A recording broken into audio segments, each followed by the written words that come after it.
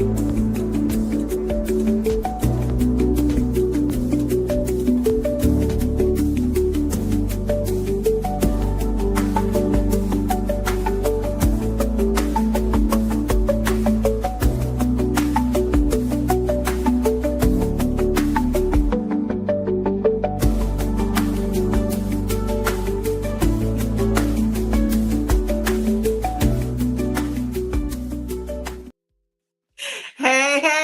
how are you all doing today? Welcome back to another Tuesday of KBBU's Where Are They Now? So we are super excited today. We have a very special guest.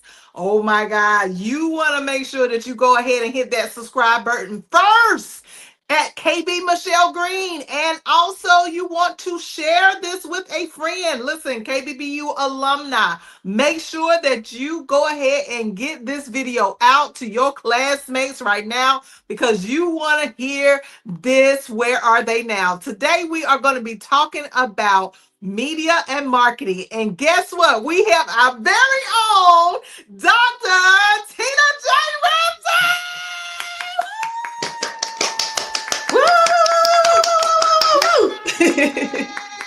Yes, we do. So we're going to talk about where is she now based on where she came from. So let's just jump right in. Thank you for being here, Dr. Tina. Thank you for having me. Thank you for having me. Yes. We are super excited to find a little something about you that we didn't even know. Okay, so let's talk about it. Tell us a little bit about your lifestyle. So who are you and what is it that people want to know about you? Well, I don't know what it is that people want to know about me, but this is what I'm about to tell you. Okay. So for those of you who may not know, you see the CTR Media Network, but who is the person, or I would say one of the people behind CTR, which is me. CTR Media Network is a family-owned business. So you will see that I am, God gave me the vision, so that therefore I'm the CEO and founder. My husband is the COO. My daughter is the administrative assistant. And my son, he does different parts dealing with editing and all that good stuff like that. And then we have an amazing team outside of that we brought on from all over the world that actually help us do the thing that CTR Media Network does. Oh my God. Hold on a minute. Time out. Because there's some people that don't even know who you are or what it is that you do. So we just found out that you're married, that you have 2 kids, and we see that you have a family-owned business, CTR Media Network. That's what I'm talking about. But let's go back a little bit because we're kind of speeding up to the end of the show. So let's go back and talk about when you were growing up. When you were growing up, was there a particular moment or challenge that you feel shaped where you are today or shaped your mindset of the world? Yes, it was a particular moment that shaped my life. For many people who do not know, I experienced being assaulted at a very young age. And I normally don't talk about that. So I got assaulted at a very young age. The good thing is that my parents was there for me. Normally you hear about children that finally say that something happened to them and it happened within the close family circle that no one believes them. I was very blessed to have amazing parents that when it came out, they became my fighters. They became, they rallied behind me. They did everything that they could to protect me. And it was a moment that really transitioned my life. My voice was taken away from me at a very, very young age. Really? At a very young age. So, Jesus, I'm sorry to hear that. My God. yes, but the thing is, having my amazing parents right there by my side, helping me to pull all the pieces together, and just being a young girl at 6, 7 years old, and your life completely changed for the rest of your life by someone whom you trusted. All right. Mm. And then to find out that this was not just the first time, this was a pattern, and you were just one of the many victims that this Wow. person um, smile in your face, and all of that. And so I had to learn early on. I had a lot of trust issues. It damaged my self confidence very badly. Dealing with trust, having confidence, feeling low self worth, Mm. being that person that felt like even though we have a strong foundation with God, my parents always made sure that we had our roots strong with the kingdom. However, it was shaken for me in the aspect of my security and safety. I wanted to only be with my parents 24/7 because they were my protectors. They still are. Thank God they're still alive.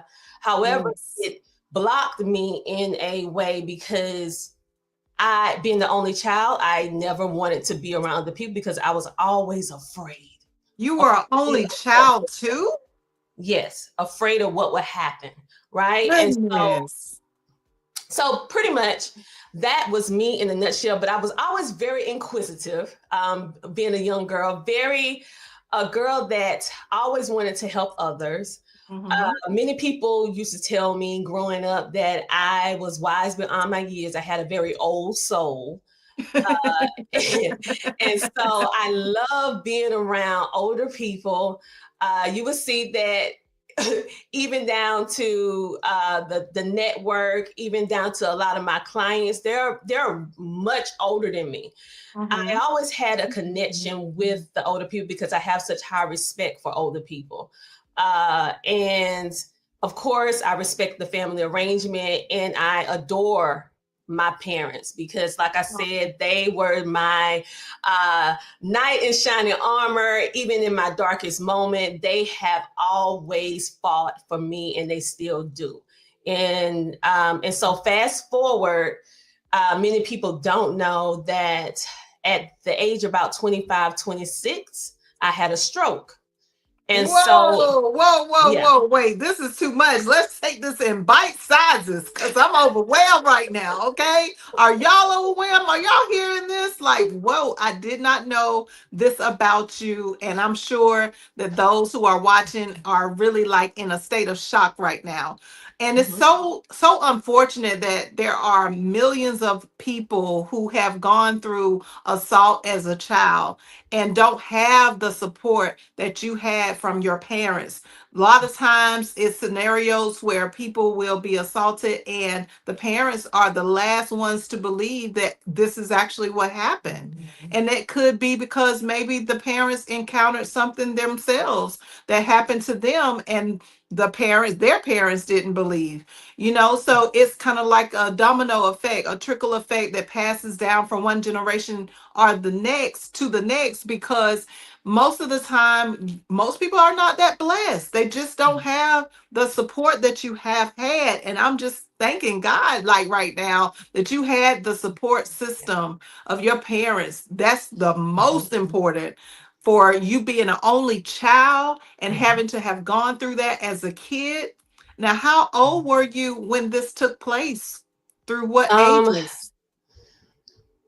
it came out when I was about 6 or 7, but that part is still a little vague because when you are a victim of sexual assault, you departmentalize your memory in such a way in order to be a survivor. I How can you believe still it. survive that, right? You got So to push it back. it came out around about 6 or 7, and I'm young, so I don't really know what's really going on. This is an Right. older person. This is a person that I was left with to babysit me while my parents went to work. My My parents did all the God. right things. They did Hmm. all the right thing. They left me with a trusted people that they didn't leave me just with a stranger. They everything was vetted. You would think that it would have been a safe haven, but it was not. Mm. And it was a complete shock when everything did come to fruition. And my main mechanism was to say I was afraid that once it came out that I was going to be alone and I lose my parents because they had nothing to do with it. Um, and I'm the only child, so I don't have brothers or sisters. I don't have aunties. I have aunties and uncles, but I'm just saying, where am I going to go? Because my Right. parents are my safe haven. So when it did come out, and I saw how furious and angry my parents were, they was like, I'm going to go get vengeance right now, and I'm begging and pleading with them, don't go to jail, that kind of stuff. It takes you from being an innocent young girl to now being more self-aware of your surroundings and what's going on around you. And it just basically take away your innocence and your outlook on people, on life. And it helps you in a negative way develop these trust issues, these self-sabotaging behaviors that carry on throughout your life until you learn how to gather the tools in order to help heal yourself. And I would tell people like this: having a strong faith, having strong background with God is not enough. And I know most Christians will say, Wow. Wow. this is not right, but I'm telling you, some things you need to seek outside help. God is amazing. He is my fortress. He is my light. He is the reason why I am still here. He's the reason why I have the confidence and the courage at this point in my life to even speak about it without even crying, because he have gave me back my power. However, there are some things that you can't pray away. There are Ooh, some things come that you on now. cannot pray away. That is And so true. I had to learn that it's some things that you can't pray away, because Lord knows I prayed for this to go away, to hide the embarrassment, the shame that's attached, where a victim is feeling like it's their fault. And so I had to learn, and it did not, it took me a very, very long time. It took me all the way to my late 30s to even say it out loud, to Wow. what actually happened, when I Jesus. first spoke about it at a closed event, and everyone was shocked. And so, And we're shocked, okay? yeah, Because yeah, this is not because something that you just looking at you and knowing a little something about your life on the outside and where you are now, it does not correlate that this is something that you had to go through. But you're not actually looking anything like what you've been through. And Mhm, that is a blessing. That is huge. So I'm grateful to hear that,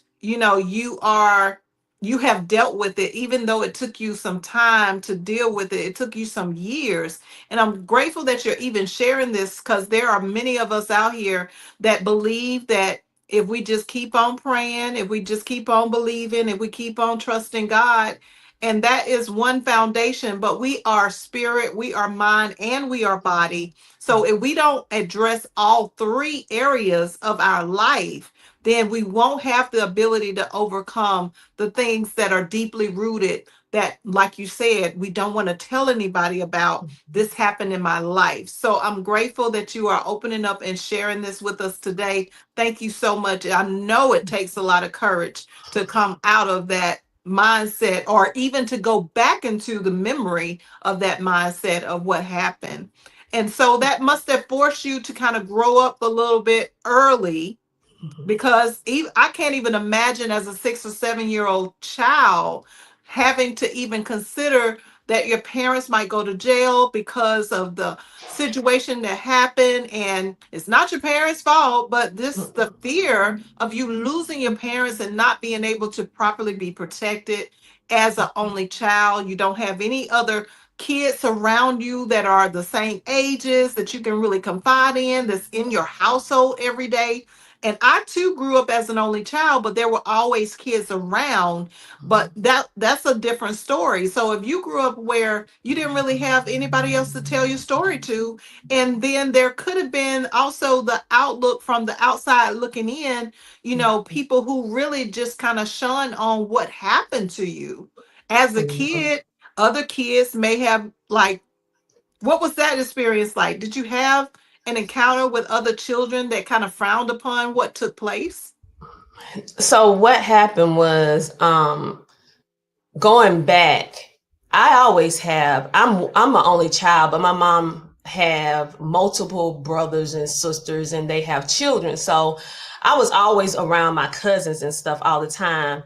All the time. So it wasn't that I was alone. It's just something that you just don't talk about when you're playing with Barbie and Hot Wheels and hopscotch and Yeah. mud pies. That's just not Yeah. something that you bring up. And as a young person, to even try to understand what exactly is going on, because you Oh. are a child that has been thrust into an adult relationship situation Mm. that your body should not be experiencing at that time, that you don't even understand basically who you are, because you're a child. You're still developing social skills. You're still developing your perspective on what the world is and the people who are in the world with you. Who do you trust, right? Who do you Yeah. have confidence in? And so it was very distorted, because the one whom we trusted is actually the enemy. And Wow. so you go into it thinking, okay, I'm a Christian. I'm doing all the right things. My mom and dad are doing all the right things. As a young person, I'm doing all that I can do with the information that I have. And you feel like how can I say it?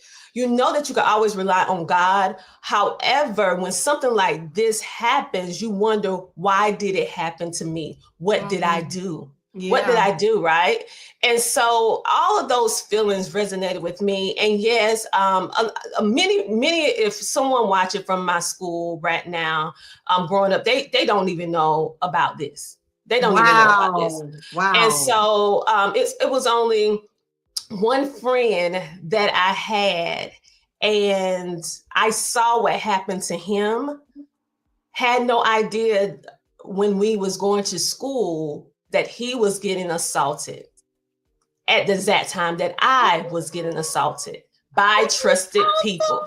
awful. Yes, but see, I saw what happened to him because we were so close.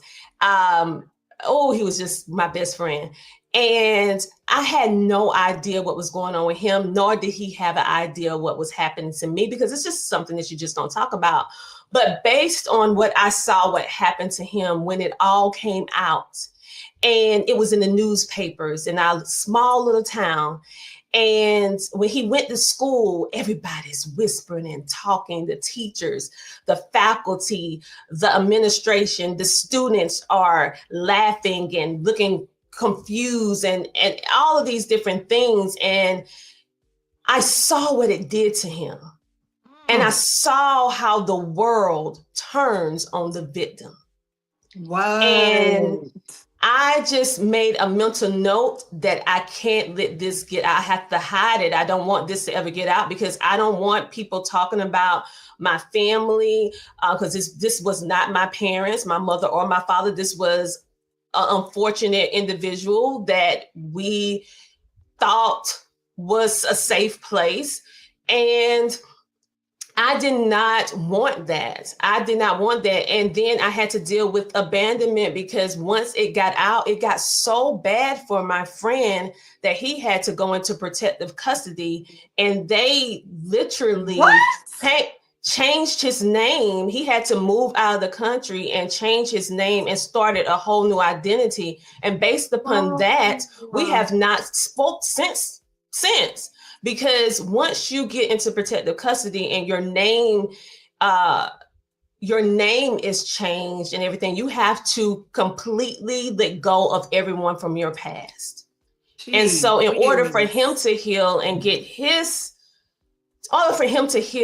his peace, it had to be without me. And so that's why I had such a fear of it coming out and losing my parents, because I saw how it just ripped up my friend's family.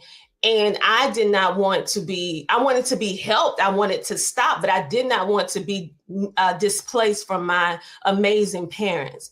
And I want people to know that some people that do know about the situation, my mother, my father had nothing to do with this. They were only the ones, once they found out, that protected me. And it made a rift with them, because they felt like they failed me. because they didn't Really? know. And so I say this, when someone is a victim and there is a child that's involved, and no one knows, right? It's not the parents' fault because my parents didn't know. It wasn't Mhm. my fault because I was too young. My voice was taken Right. away from me. And so, but I tell you one thing, when my mom and dad found out, they went to war, honey.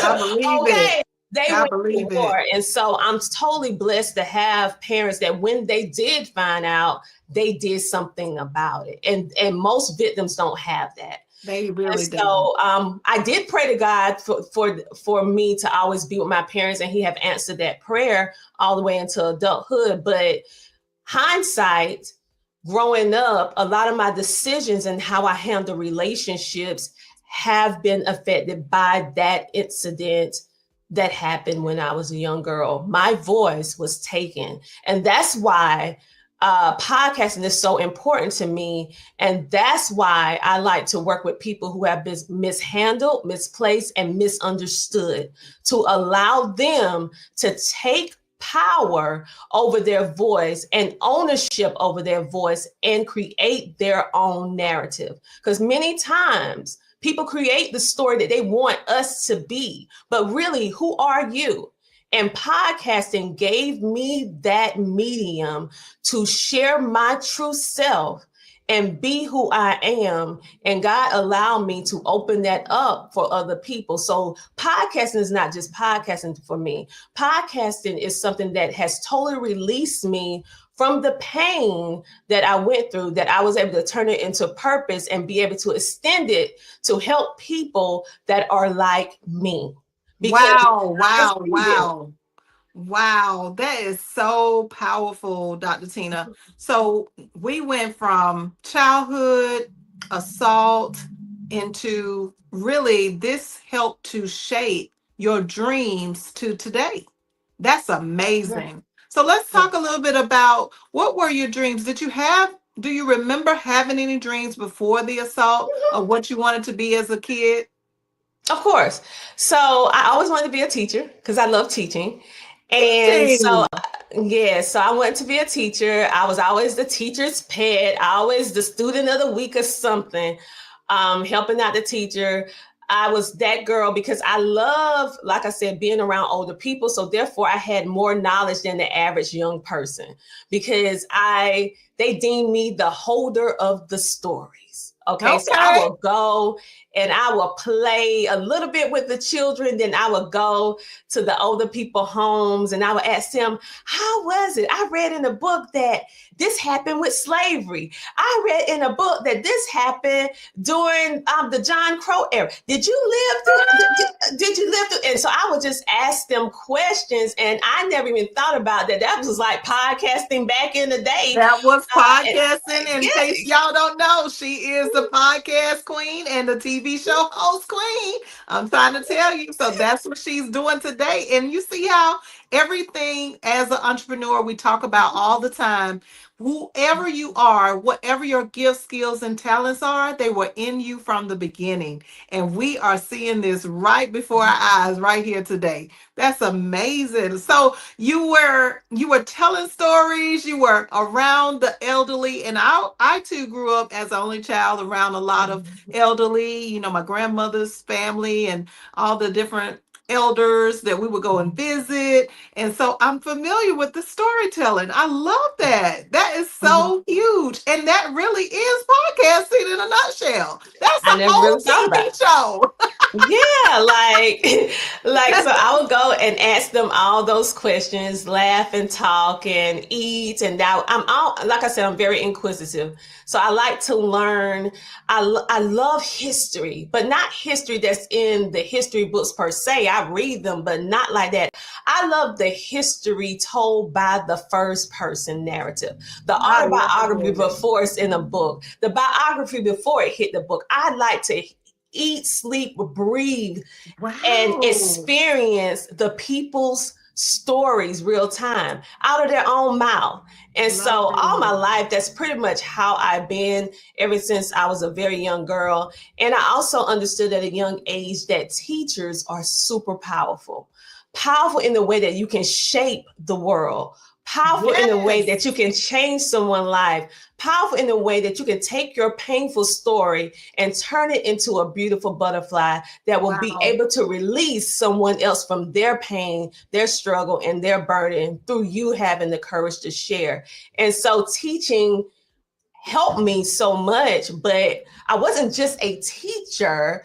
I wanted to be a person who make an impact. So I decided to help children with special needs because I always wanted to be a voice for the voiceless. So Okay. therefore, I went to school and became early childhood development. Then I love psychology and sociology, how the world works with people and how the Mhm. brain and mind works. And that eventually grew to I started working in the North Carolina public school system as a behavior Oh. specialist, helping children work through their behavior issues that more than likely stem from abandonment issues. It stemmed from sexual assault. It stemmed from them just not broken homes. And I was able to really make a big difference at a huge difference with God's help because I was them and they were me. I understood the pain. I understood the hurt. I understood why some children act out because they don't know any other mechanism but to act out because they don't know how to communicate. This has happened or this is happening to me. All right. Whoa, And whoa, so, whoa. Give me one yeah. second. Give me one second. So I'm trying to follow along. So you went through this assault. Then Mm-hmm. your original dream as a kid was to be a teacher, and you saw the value and the need for education and how that could change the world. You told your stories through family, elderly that you would go and visit, and asking questions, getting the history from the original elder. And then you went into from like teenagehood into like your 20s. Is that what you're saying? You went Mm-hmm. into teaching children, Mm-hmm. literally. Went Oh from my teaching God. children. Like Yeah. I'm just like blown away. Okay, so you went into teaching children, and this was, and you were in the job in the workforce, and Mm-hmm. and then what happened? Tell us more about this going into your adulthood, and not really being able to express what happened to you, but being able to recognize it with these kids. That's Well, amazing. Well, for me, it was two parts. Okay, I went into the workforce and I became the behavior specialist, helping with identifying the behavior, why is it happening, and also coming up with a call to action and a solution action plan. Not just working Really? with them, yes, not only working with them at the school, but also working with them inside their home. So Whoa. I was like an extension of their family. All of my clients Yes. in essence became my extended family. I mean, it just really was a really beautiful relationship with all of my clients. But at the exact same time that I was doing that, I was also in the ministry work, volunteering over 120 hours a month, teaching people about the Bible. So I was in ministry school, helping people What? on the spirit. So yes, at the exact same time, I was in the school, secular, and I also was doing spiritual and just finished completing ministry school at that point. Most people don't know I went to ministry school, right? You went to ministry school? Come Yes, and on now. I know y'all didn't know that out there. Come on. Wow, yes, wow, wow. but the both worlds connected because having a strong faith foundation that my Mhm. parents built and instilled in me, it wasn't that I just because this happened, I erased everything from God. It actually drew me closer to Him, and it actually opened up different things for me to be able to cope because having that strong spiritual foundation, even though I didn't have all the tools at the time to be able to fix everything, um, God helped me be able to still be able to smile, still be able to put one foot in front of the Oh, other and extend myself to not waddle in self pity, but take what I could do from a mental standpoint and use that to help other people. And that's why I went into the secular to help, and I help with behavior because 9 times out of 10, when a child has been sexually assaulted or dealing with abandonment issues or a very dysfunctional family, they're going to do one or two things. They're going to act out and become what they call the problem child, or they are going to be very recluse. They're going to go within and not be social. They're going to be all within to themselves, which both are not good situations. And so, being that I had this prior experience, I could identify them. I could tap in because I knew what it felt like to be voiceless. I knew what it felt like to be displaced. I knew what it felt like.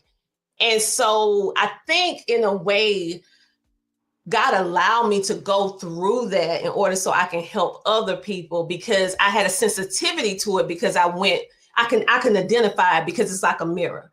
And so it helped me with everything that I do. And it helped me with consulting people today. Like that same thing helped me with consulting, helped me with podcasting, it helped me with television, it helped me with teaching. But my core is I wanted to be a teacher. And that's what I did. And then I gradually transitioned to other little places within the industry. But at the end of the day, it gradually brought me right back to teaching. Okay. but teaching in a different way, because I only looked at teaching in a linear way for the public school. I never looked at teaching outside, dealing with homeschooling, teaching parents and students. I never looked at it as teaching entrepreneurs. I never looked at it teaching content creators how to start a podcast, TV show, I never looked at those avenues as teaching, but in essence, that's exactly what it is. I'm just like understanding that I never changed from that first love. It just expanded. That's huge. That's so huge. So let me just go back just a second. So Mhm. I want us to think about, if we have children who are experiencing some of the things that Dr. Tina just said, let's pay attention to our kids, y'all. Let's pay attention to the kid that is the problematic child. I experienced this myself as a parent. I found out that my daughter was being, assaulted, we'll use that word, by Mhm. a teacher, a substitute teacher at her school in middle school. So I want us to really just pay attention to what Dr. Tina just said about the problematic child, and also the child that kind of turns everything within. They're quiet. They don't really cause any problems, but they always are by themselves. They don't really want to play around other kids. They don't want to be with anybody. They are loners. Pay attention. Start asking open-ended questions. Spend time with your kid and find out what's really going on inside, because it's always something. I'm telling you, it's always something that we are missing as it relates to our kids, and we're so busy with our work, with our businesses, or whatever it is that we're doing, that we tend to usually miss that until they grow up older and they go back and tell you. Sometimes they won't tell you anything. Sometimes you'll find out by default, maybe like this video. But we want to make sure that you are paying attention to your kid. Now, the second thing that I want to say for you guys out there that don't know, Dr. Tina J. Ramsay doesn't also only have CTR Media Network, but she is the owner of CTR Homeschooling. For those of you who did not know, she's already in education. So we're looking at that storyline of how she was when she was a kid growing up, and this was a part of her natural dream. So as an entrepreneur, look at the things that you love. What are the things that bring you joy, that make you smile, that you would do for free? Usually 9 times out of 10, it is something that you should be doing right now to make money. It's something that you could be doing for free that you could turn into a whole company, and you could be spending the rest of your life at ease, not even feeling like you working, because I'm sure that's how you feel, Dr. Tina, like you're not Mhm. even doing no work right now. Yes. All right, so you became a young adult and you went Mhm. into education. Mhm. Did you have any significant relationships along the way? We already know you married. So when did you meet your significant other, your hubby wubby? I met my husband in middle school. He What? was 12 and Wait, I was wait, wait. 11. Yeah. Wait. Your whole life was already built before you Yeah. even became an adult. Yeah. Clearly. Yeah. Yeah. I met him. Actually, my husband is originally from Panama. He is Panamanian. And Oh my at that God. time, his mother came down. His mother and himself came down to his aunt that lived in our town that also went to our same congregation. Um, and he came down shy, real shy.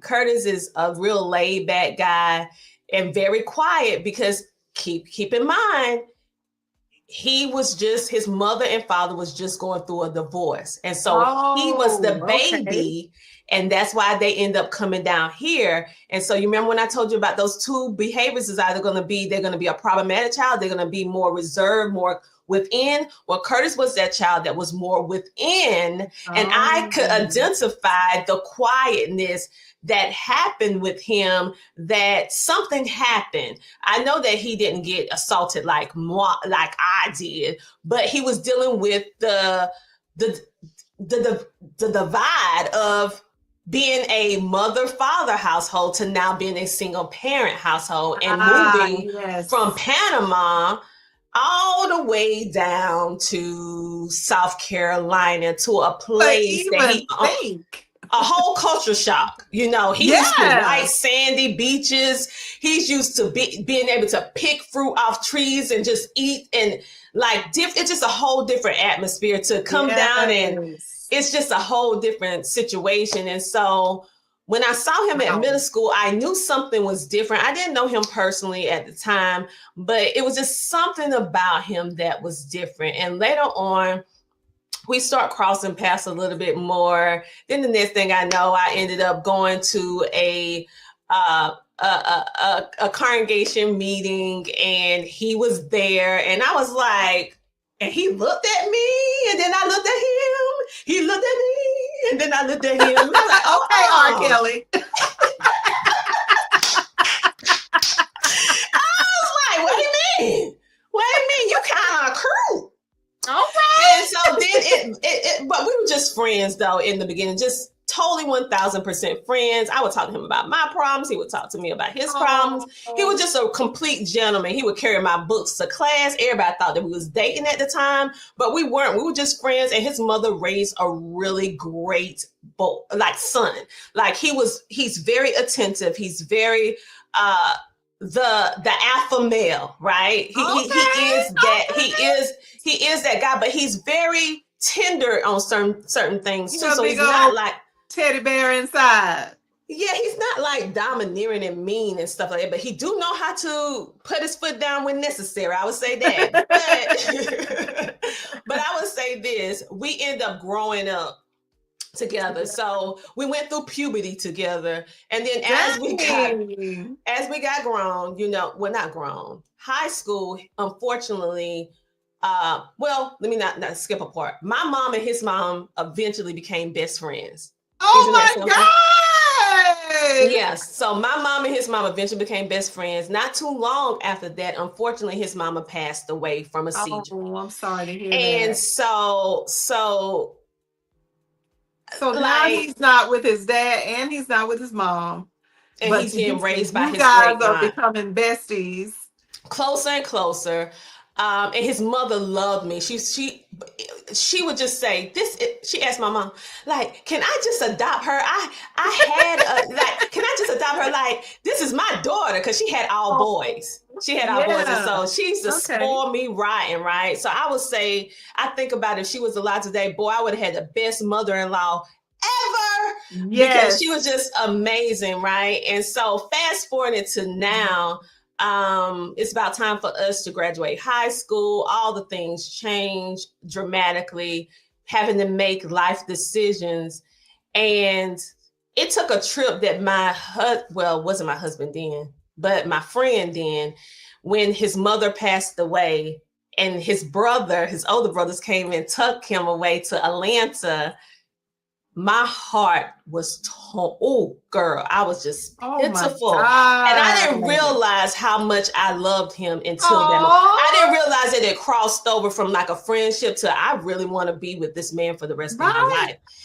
And so Oh, that is so and cute. he felt it too, and so he had all these opportunities in Atlanta, and he came back to a town with 27% unemployment rate, really not too much of anything for a young person to really thrive, to come back for love. And we've been together ever since.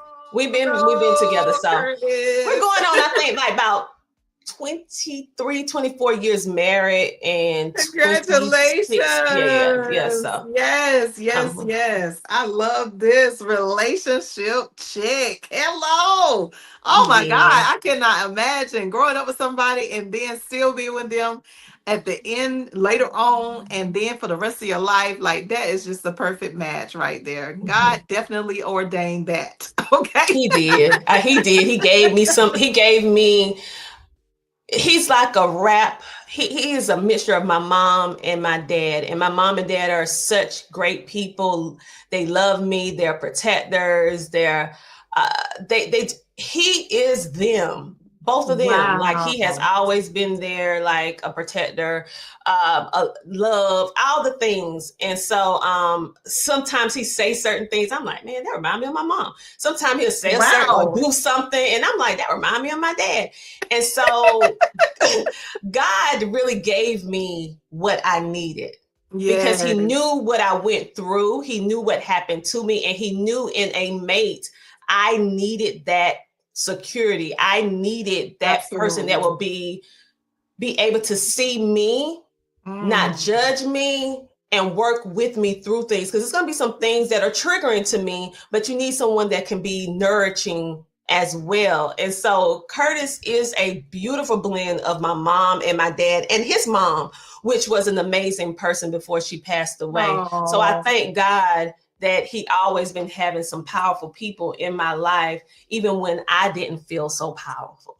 oh my goodness. That is such an amazing story. I mean, wow, wow, wow. God really does love you, honey. He loves you and he is blessing your life tremendously.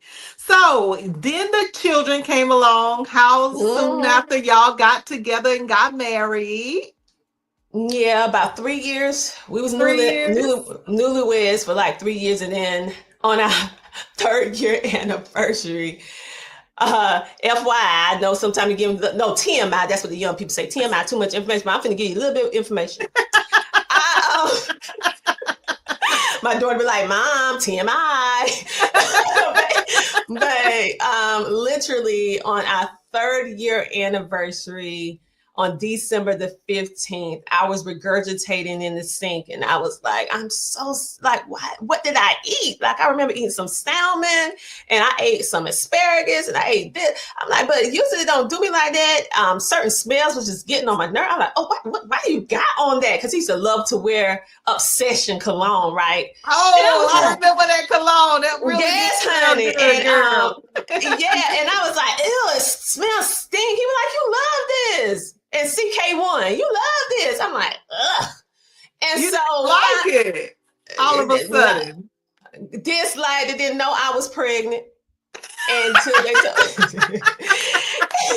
and then I was pregnant with the little boo-boo, my daughter. Oh, And then about 18 months later, my son came. oh my And God. So you yeah, got a girl and a boy. a girl and a boy. Awesome. Mm-hmm. Hey, that's what I'm Yep. talking about. So tell us a little bit about, like, I know you were saying like Curtis came back to you in a town where the unemployment was, challenging, to get a job and to be able to supply the needs of the family. And I don't know, were you still working as a teacher or how did that go? That was in the beginning phases, like right after we graduated high school. And yes, I did. I was working. However, and I was in the ministry work as well. So it was kind of, it was bittersweet because I felt like I was pulling him from the remaining people in his family, his Oh. brothers, which he didn't spend as much time with. But I love his brothers. His brothers love me. They were like, okay, if you're gonna come back, that is a good reason. I do like her, you know. And so just yes, to your question, and then it just fast forward to the children. It fast forward to eventually Curtis being the first one to start the entrepreneurship journey. I was not for entrepreneurship. Really? I was dead against it. Anytime he tried to start a business, I will be the one to stop him. I will be the one to be his biggest naysayer. I was the dream crusher. Yes, one thing you're gonna get from me, I'm gonna be transparent. I'm gonna be honest. I mean, my story is not all peaches and cream. And I was that person. My husband always had aspirations and dreams of something better. And I was happy and felt secure with what the structure was. You go to school, you work, you get a job, you work 30, 40, 50 years, you retire, get your little 401k. It's you buy you a little house with a little picket fence. By the time you get about 60, 65, it's paid for, you retire, and that is the end of that. Well, his vision of what our life should be was that not only we work in order to get towards our dream and use that job to fund the dream until we're able to allow that dream to become our life. Wow. I personally did not get that. He saw so much in me and talent and different things that I was due because I used to sing and dance and act and all this stuff. And he was like, you can do this. I'm like, nope, that is no security. Remember now, going all the way back to my beginning, security is a big thing to me. That's right. Being secure is a big thing to me. Okay, and that so makes sense.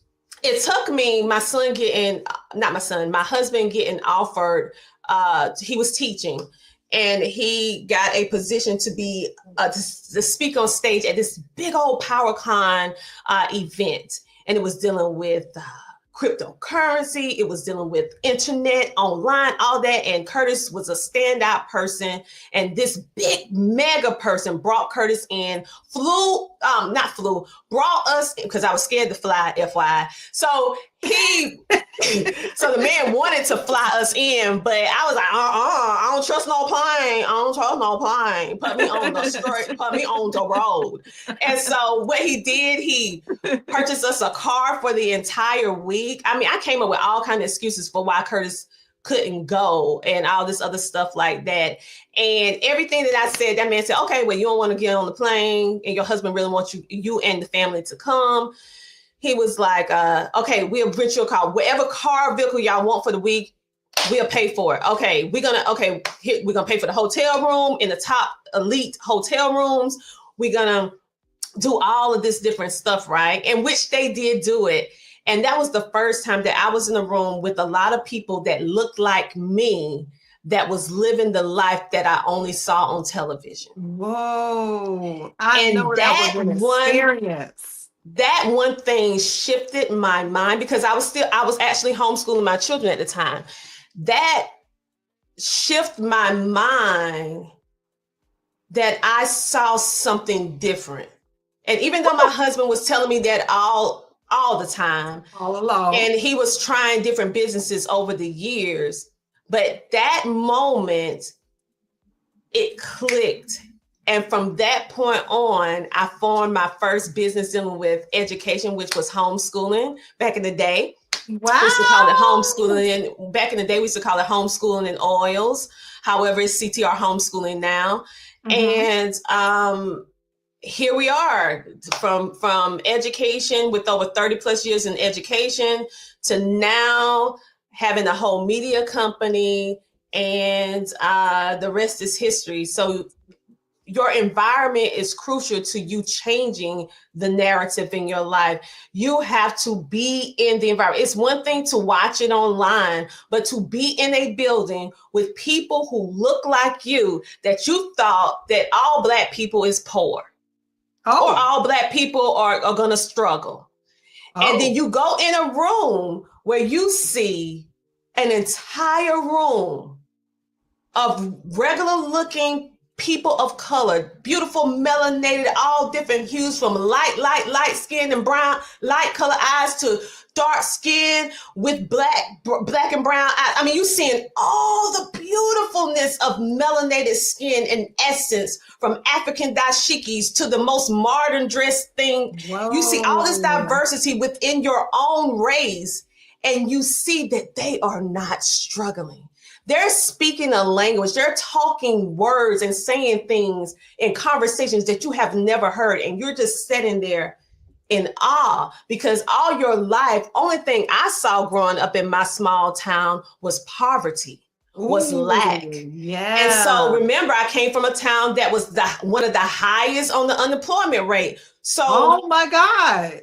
I'm in this room and I'm like, oh my God. So you mean I can start my own. I can do, dude, really? And What? went into that business school, and then I went in and I just started building out what I was already doing, but I had no structure. I had no foundation on what it was to do a business, and doing what I do. And eventually, it came to the point where eventually I met you, and you, girl, you fixed up what was messed up, but that's a whole different live. We can do another part Yeah, two. yeah. I just want to touch But on it a little bit. So let's go back. So we're following the timeline. So you're mhm, working, you are mhm, not on board with entrepreneurship. That's so shocking. And I mm-mm. know that there are thousands upon thousands of people watching that are like, mouth are hanging open, that know you. And like, wait a I minute, was how did against she it. not even be on board with being a business owner? But Mm-mm. look at her life right now. So that is so important to say, to share with everyone, that your exposure matters wherever Mhm. you are, whatever it is that you're doing, however it is that you're thinking. There is a whole world out there beyond your community. There is a whole Mhm. world out there beyond the group of people that your friends, your family, your cousins, your coworkers, whoever they are. There is a different world out there completely. Speaking of the show, which I know you told me before that that's one of your favorite shows. So you literally got a chance to experience a whole different world, and that catapulted you to your next level, having no idea that that was going to be something that you would start doing. That is so good. Oh my God, I'm loving this. I'm loving this. I'm loving this. Where are they now? Oh my goodness. So we came from that era, and then you started the business of homeschooling. And what Mhm. led you into CTR Media? How did Well, you what get led into that?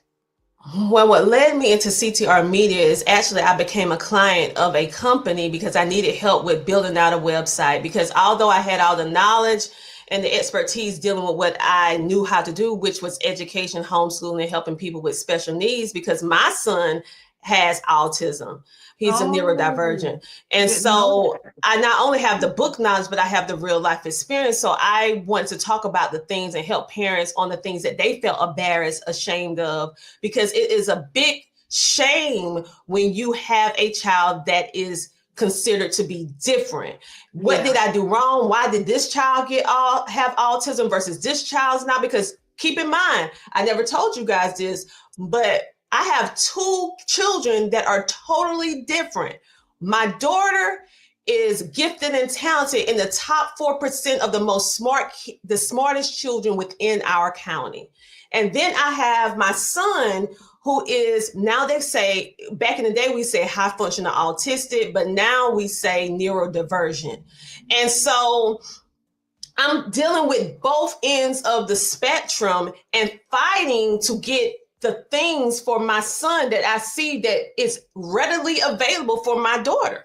And Right. so I'm fighting against two different worlds, because I understand the nuances, because I was a part of the system working for the schools, and making sure that my child do not become a statistic.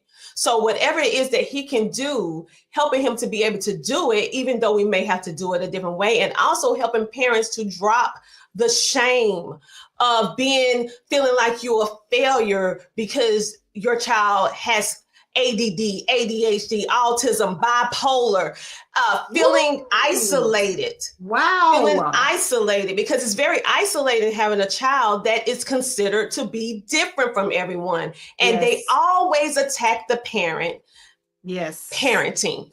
They say it's something wrong. But the reason why your child doing this is because you're not a good parent. You need to put your foot Mhm. down. You did it. And so it's going back to what happened. It is just another form of abuse. And so I came into this arena of education and bringing to the homeschooling area, giving people the confidence and also being so transparent with my journey, the good, the bad, and the ugly, that Mhm. it will help them to understand that it's normal to feel like this. It's Wow. normal to go through this. But hey, guess what? I understand the law of dealing with this. And this is what you do to change it. Oh Okay, my because I had to go goodness. through it. And so it basically and then from there, with that, I realized that so many people tell me, man, I wish I would have been known about this. And I realized then, okay, I got to stop just being in this little small little pond. I need to branch out. How do I do that with limited resources? And even though I have a big name over here, but I have nothing over here. So how do I transition that? And God gave me media, the power of media. Started a podcast, started a TV show later on, started writing books, started speaking on stages, started getting featured in magazines and stuff like that. And then I started realizing that you can have the most amazing product or service that ever existed and really change people's lives. But if no one knows that you're not Googleable, you don't exist. And so I had to take what I learned and adapt it over into the media. And then I said, I looked at all the amazing things that people were doing, but yet maybe a few people knew about them. And Mhm. so that is what happened and why it merged both worlds, the media side, where they could, one, Wow. control their story, number two, get their Share their message out story.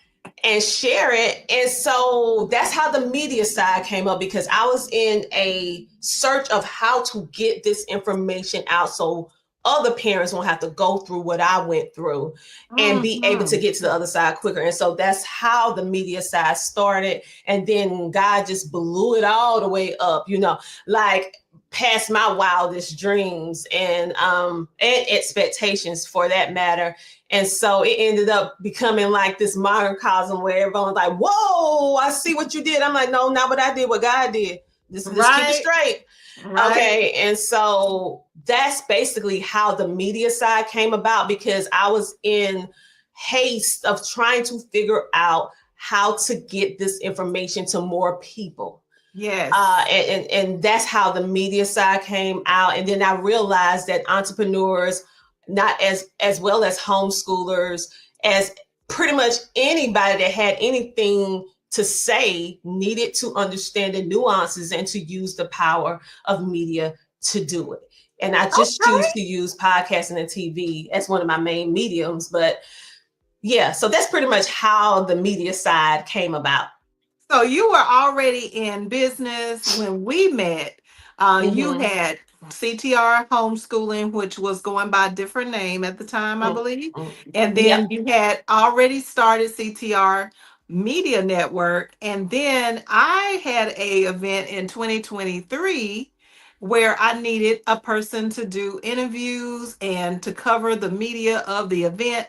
And one of my students, Miss Donna Young, shout out to Donna. Hey Hey, girl, you Donna. was Hey, my girl. Hey. auntie. Okay. She came and told me that I needed to connect with you if I'm looking for a media person. So I called you up and we immediately connected.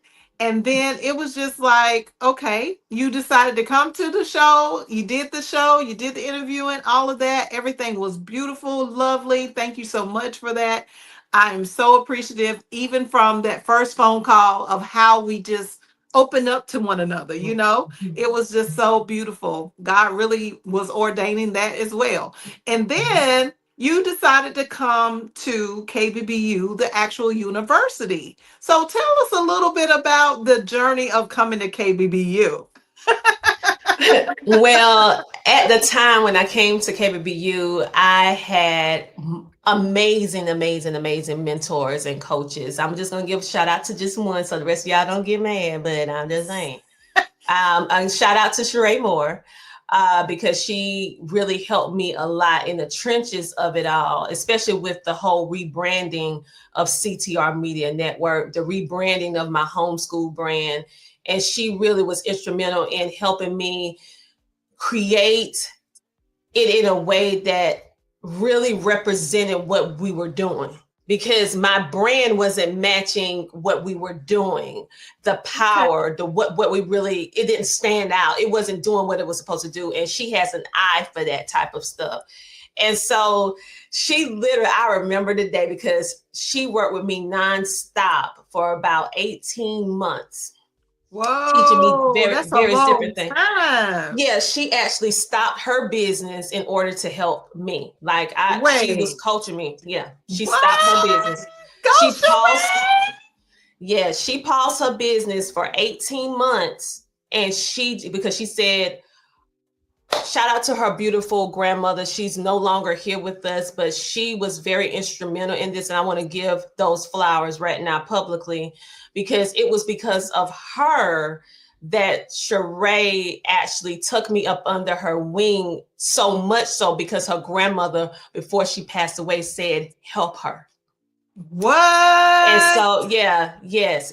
And I had the honor and the privilege to speak to her mother, because I actually hosted the She Trucking like pre-show to her amazing event that she had.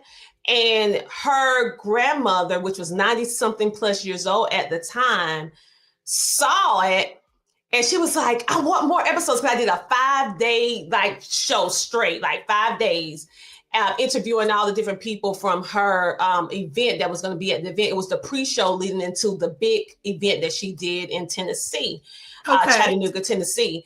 And so what happened was, after she watched it, she was so impressed by me. And she was like, is she coming to the event?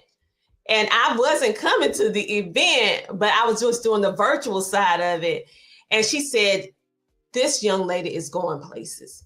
Like, she is What? going to be as big as all these people that's on television. And I didn't see it at that time. What Go, she didn't Grandma. know, yes, what she didn't know was that I was planning on quitting podcasting. I was in season 6. I was planning on quitting and walking away from it all.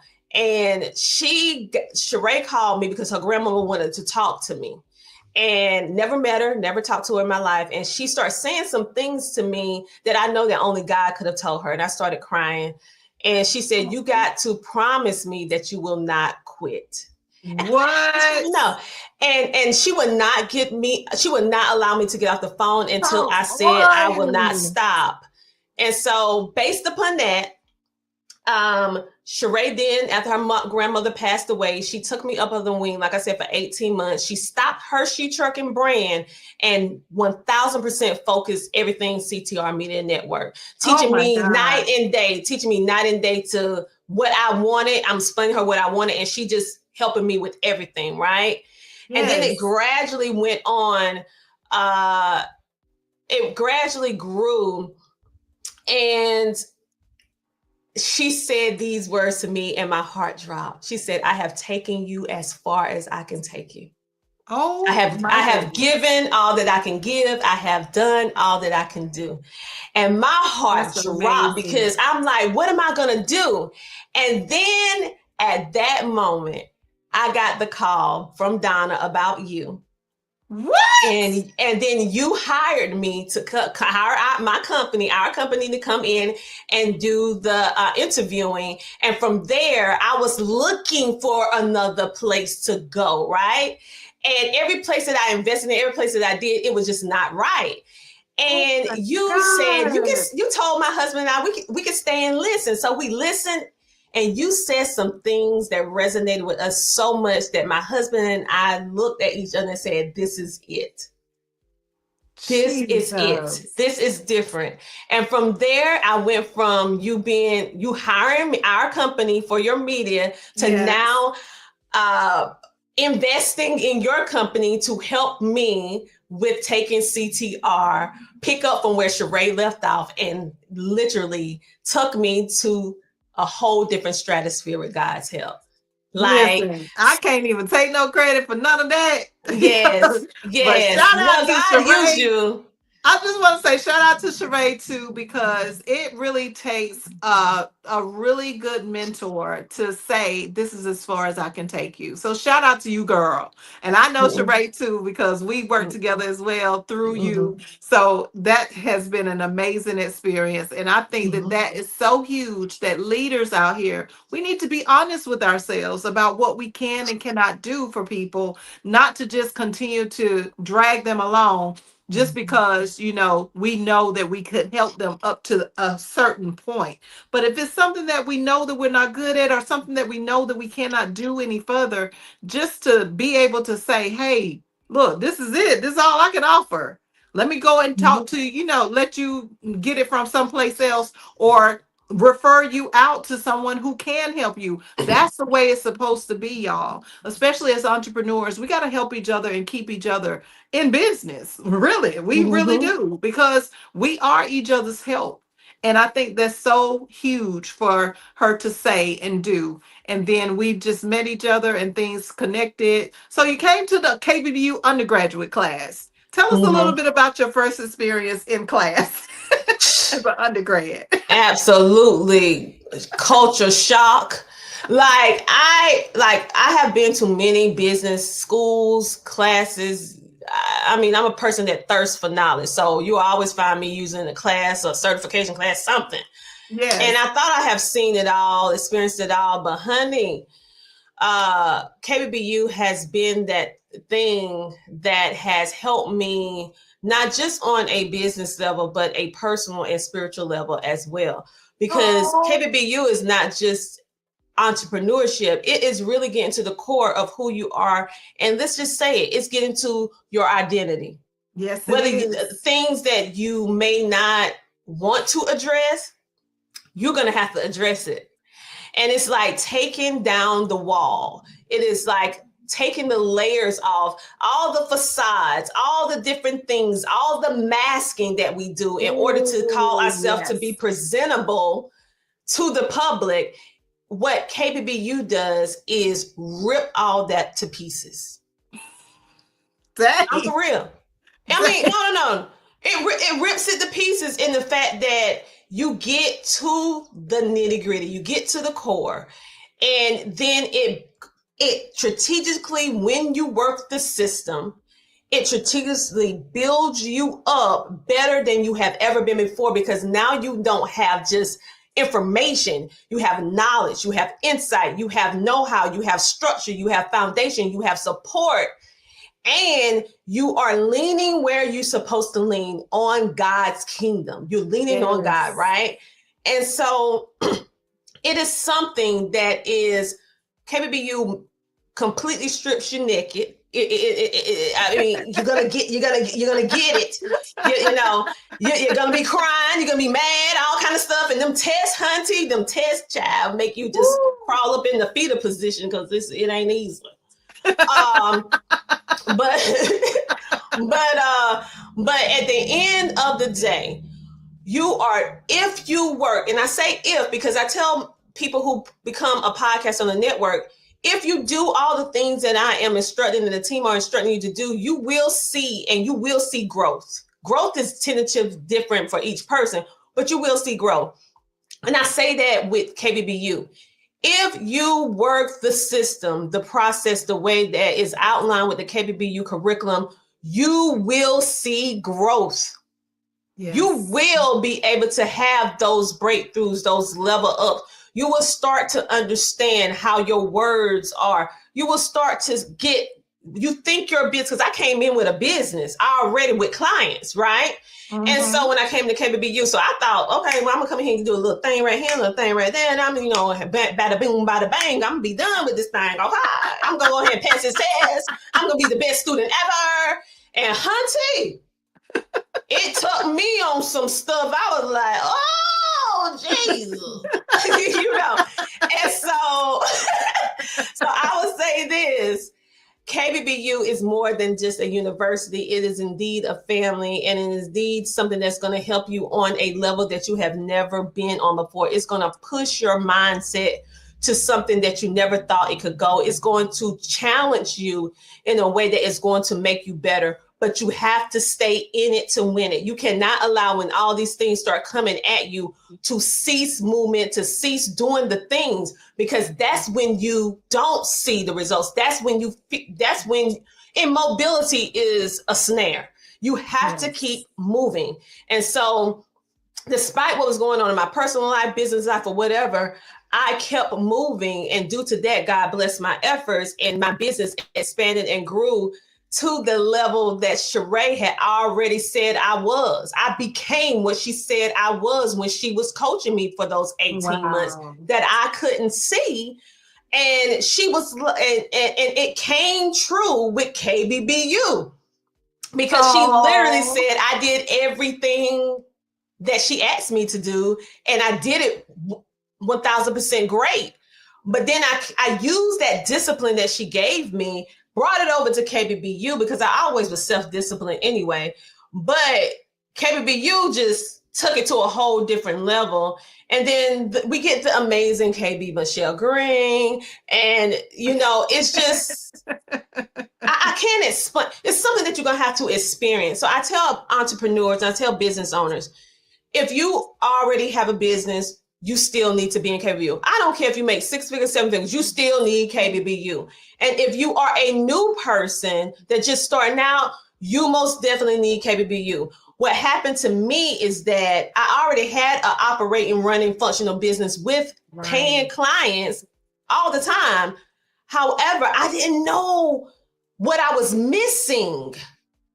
And what KBBU did was went through everything that I do, my business, finances, all that stuff, and found out the missing pieces, the holes that I did not know that existed in my business, tightened it up, wrapped it up in a bow, and made my business grantable and fundable and all this other kind of amazing stuff. And I'm just saying, like, there is no option. As long as KBBU is here, Dr. Tim J. Ramsay, with God's help, if that's what he want me to do, that is, I got to have this, because I got to have it, because you need that accountability, and you need to be in the environment of success. Remember, in my past, I was in an environment that was poverty stricken, the community where I grew up at. And so what did I have? A mindset of lack, poverty, no dreaming. But when my husband's opportunity took us out of the environment, and I was placed, my children and my husband was placed in this new environment, because mind you, my husband has already been all over the world, travel, because he's a military child. So he's seen the world. So he knew that it was more to this world than what my little small radius had. So that's why he saw the world different. That's why he had so many dreams and aspirations, because he saw it, he experienced it, and I haven't. I didn't, until that day when I finally let go and went to that, when my husband was speaking on stage, and saw people that looked like me, and they had the life that I thought that was only for the Huxtables, that was a fictional character on the television. I'm like, wait a minute, there really is some Whitley Gilberts up in here? Because, A Different World is my favorite show, y'all. And I'm like, wait a minute, it's some living single up in here. Khadijah and them running their own magazine. You mean to tell me there's some Maxes up in here, some Lloyd? I'm like, And so change my environment, and my life has never been the same. Because now I know. And so I tell people, get your butt in KBBU now. I know she ain't expect this, but I'm finna give a shameless plug.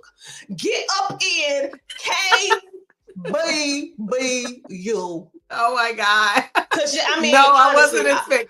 I was not expecting that. All jokes aside, it is it's a lot of business classes, coaches, schools, and yada, yada, yada. I can go down the list, and not trying to discredit or make anybody else or talking about other businesses. I'm just saying, from my personal experience, this has been the best investment that I have made in regards to career development, that I have seen amazing results, and that transcended into all my areas of my life. Most of the time you invest in stuff that is only linear, it's for that one thing. But being a part of the school, and then also having the opportunity to eventually graduate, go to the VIP, the next class, and then eventually get offered the opportunity to be able to do what my first love is teach and teach entrepreneurs what media and marketing, from whom KBBU. I don't teach that for nobody else other than CTR Media Network. I locked that thing down. Okay. And God was like, you got to come over here and do that over here. And so it has been a great partnership. It has been a great Yes, experience. And I'm doing what I have always done, but I'm just that's doing it right. over here. And so, and I'm a student and a teacher. I love it because I'm constantly learning. There is no one class that is the same. No. You will see once you get here. Like, you think, oh, we're getting ready to start over another semester going over these topics. And it's always a different spin on it. So you're always going to get something new, something that you haven't thought of before. And you're going to have to understand that the reason why it stays so new, because it's directed by the kingdom of God, but also it is because you're going to be in a different place every single semester. And so Yes, being that you're in a different place, you're going to see it and experience it in a different way because you're not the same person from the last semester. And that's so, right. anyway, that is all that I have to say about it. Wow. Okay. Well, thank you so much. I am so excited to have you a part of the KBBU family. And yes, you did graduate from the undergrad. We have a VIP master's class that our students that have gone through undergrad to get their bachelor's certification can extend their education into a master's certification. And she took the master's and at the same time came in through to start teaching the undergrads. So we have her as the marketing and media coach at KBBU. Yes, yes, yes. We are so thankful that you are here with us. And it is such an amazing thing to watch you grow from the time we first met each other to where you are today. A six going on seven-figure income earner, and with billions of people watching your network. I'm trying to tell you, this has been an amazing journey. And I'm so thankful for your friendship and thankful for everything that you have brought to the table. It has been a blessing, a huge blessing, Dr. Tina. Well, there you have it. Now, is there anything left that you would like to say to the entrepreneurs that are out there, to the individual that is just really experiencing their life journey so that their story can be told? What is it that you would want to share, and how is it that you would want to leave your last words with everyone today? My last word is reclaim your power. If you was a Ooh. child or person that has been assaulted sexually, and it don't have to always be sexual, it can be mental, Mm-hmm. it could be physical, it could be just growing up in a dysfunctional household, it could be just growing up in a single family household, because there are Yes. statistics that shows that the difference between growing up in a two-parent household versus single parent household, no matter how great your single parent is, because it's always feel like something is missing. Whatever the Yes. case may be, I want you to grab onto your story. I want you to take power of it, and I want you to start controlling the narrative. What is the best way that a person who has very little income, or maybe you might not have the expenses right now, to go grandiose? Start you a podcast. Control the narrative, tell your story. It will be therapeutic for you to start letting this stuff out, because with the realization of what's really going on with you, then you can start healing and have true growth. Also, put yourself in connection with people who want to see you win, not people that are them frenemies, not people that cannot step back and cheer for you. I'm talking about people who want you to win. Change your environment and change your life, because that's what happened with Yes. me. And then lastly, I want you to learn to understand how amazing you are. No matter Oh. what your past experiences are, it is not who you are. No matter what the bad thing is, that's just a part of your story. And remember that what happened, the story may have happened to you, but it didn't happen for you. So meaning, let me say that again. Your story is for you to use what happened to you, your experiences, in order to change someone else's life. It's selfish for you to hold that stuff in, because everyone on this earth has an assignment. And everybody on this earth have people that only you can stir them to execution, to Amen. act. And Yes. so understanding that and taking that responsibility full on, you start that business, start that podcast, join this business school, get in where you currently can fit in.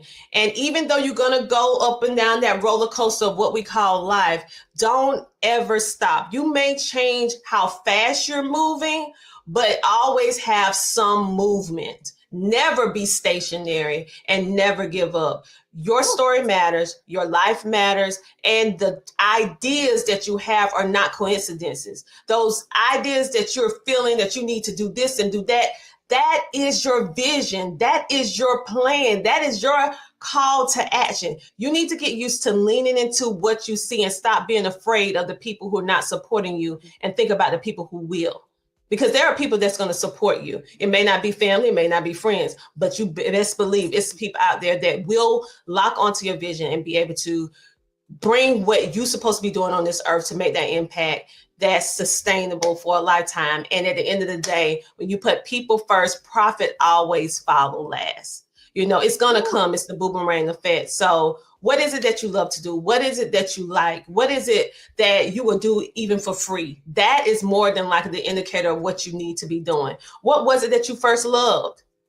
Mine has always been teaching and telling stories and listening to stories. And that is what I'm doing down to this day. You're not too far removed to what your first love was, your first experience was. So do some soul searching to figure out what that is and have the courage to walk through it. I would say this: go ahead and get your little get that KBBULLC.com and go ahead and get yourself in those classes. And I will also say, for those of you who are local or don't mind driving, get yourself into our Media and Wealth Summit that we're having in Columbia, South Carolina. Oh my God. Let's talk Yeah, about it. Transition, if you will. yeah, Okay. yeah, Okay. yeah. So, for those of you who don't know, KBBU and CTR Media have decided to collaborate. Dr. Tina J. Ramsay and I are going to put on the event of history. Do you understand the words that are coming out of my mouth? Listen, it is not just by chance that we had the opportunity to receive the Best of South Carolina Awards just recently at the end of June. We were told that we won in Yes. 3 days, y'all. In 3 days. Do you hear the words that are coming out of my mouth? So, how in the world is it that we won in 3 days for people who have been voting for others for a whole 12 months? Like, that is not by chance. So I'm telling you, if you have any financial issues, if you have even no financial issues, but you want to just improve your life, if you are trying to learn how to accrue wealth, if you're thinking about investing, how you're going to leave that real estate planning for your family, how you going to leave a legacy, intergenerational wealth. If you don't know what that is, get your behind Mm-hmm. at the summit. Okay, the summit is going to be an October 11th event. It's going to run from 11 a.m. until 6 p.m. Eastern Standard Time. We're going to be at the River Center at Saluda Shows. I'm talking about right here in the beautiful Columbia, South Carolina. So listen, you can go to Eventbrite and get your tickets. And I just want to show y'all, this is a part of our speaking panel. Listen, you need to be in the room. Dr. Tina, you want to tell them a little something about our family of speakers. Yes. So right now we have for the media side of the Meet and Wealth Summit, we have Dr. Michael Fingley, we have Dr. Nikki Ziegler, and all of us, we're going to speak on branding, visibility. Of course, I'm going to speak on media and marketing in per se. You know, I'm going to always be speaking about podcasting and television, but also the nuances of helping you to understand what social media is, what it isn't, and how you can leverage it for your business, for your brand, for your mission, for your mandate. Because we have some people that are nonprofit driven, and we have some people that are profit driven business. Either or, I'm going to show you how this is going to be done. And also, you're going to see these real life examples from individuals on our panel who are not just saying this stuff, they are living this stuff. And everyone on this panel is verifiable.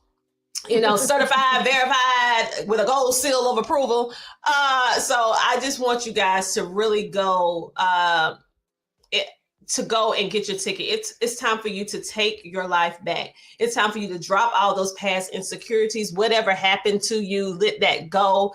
Use that as a stepping stone for you to be able to walk into what God has in store for you at the end of the day. And this Media and Wealth Summit is something that is near and dear to Michelle and our heart, because seeing the way that Yes. God is moving this particular event and how we are just the forefront people. However, it is him orchestrating what he want you guys to have and hear and be able to experience, because this is making history and you want to be a part of the first one. There will never be another first Media and Wealth Summit. This is the first. This is the groundbreaker. This is the history making, and we want you to be a part of it. We have some great, great stuff. We also going to be doing some recognitions and awards, all that good Yes. stuff. So Yes. giveaways. It's going to be just really the event of the year and bringing it right on home to the beautiful South Carolina, because it's South a Carolina lot in going the on house. in South Carolina. Y'all don't be sleeping on South Carolina. Okay. Because we Please. over here doing the thing. So come on over and get your ticket by going to Eventbrite if you from KBBU, and if you from CTR, you can go to ctrmedianetwork.com. But just go ahead and get your ticket, because once they're sold out, that That's is it. it. That is That's it. all. And make sure that you get a VIP ticket. Listen, don't Yes. be playing around. On Eventbrite, you can see that there is a general ticket, there is a VIP ticket, and even we have vendor tables available. So you can get your vendor table. Now, you do need to run it by us because there might be a duplicate table that's already paid for. But we do want to make sure that we have a variety of businesses there. So make sure that you get a VIP ticket, because the VIP ticketers, they are going to have special treatment. They're going to be treated like royalty, right, Dr. Cena? They're Oh going to be yeah. coming through with swag bags, and you'll be looking over there like, I should have got a VIP ticket. And then it's going to be too late. So listen, don't even make that mistake, because we're telling you it's only limited seats left. And we want to make Mm-hmm. sure that you get the best opportunity at the Media and Wealth Summit. We're going to have some music. We're going to be dancing. We got food. Mm-hmm. We're going to feed you. Do you understand? This is a really huge event. We're going to have giveaways that you do not want to not be in the room for. I'm talking about you Mm-hmm. got to be present to win, and you're going to want to win this. Okay? Yes, So, yes. so we ain't playing no games. We are not playing any games. This is not a small event. We have over 300 people that will be present at this event, and it will be sold out soon. So I'm just trying to tell you, you're going to be seeing us everywhere, and then you're going to be like, oh, I should have got a ticket, and I should have got a VIP while I had the opportunity, but now I ain't got the opportunity because all the seats are gone. Okay, so that's why we're trying to tell you right now, like, don't play around with this Media and Wealth Summit, because this is going to be something that is going to make history, and it is going to be unforgettable. It's going to be talked about for months and even years after this event has taken place. So make sure that you are in the room. Make sure you're not just in the room by yourself now. Make sure you go ahead Mm-hmm. and tell 2 or 3 other people to come on with you, so you can fill up the row, and so y'all can be dancing and having fun, and getting your eat on, your grub on. Let me tell you something. I give you a little hint. We gonna have some ribs out there,